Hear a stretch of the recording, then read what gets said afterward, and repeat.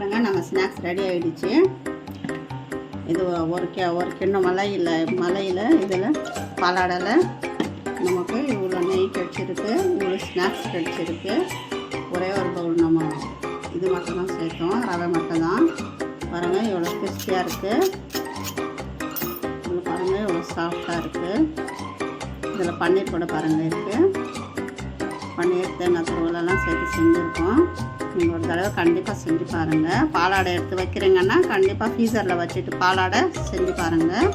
செஞ்சு பார்த்துட்டு எனக்கு கமெண்ட் பண்ணுங்கள், சப்ஸ்கிரைப் பண்ணுங்கள். ஓகே, பாய்.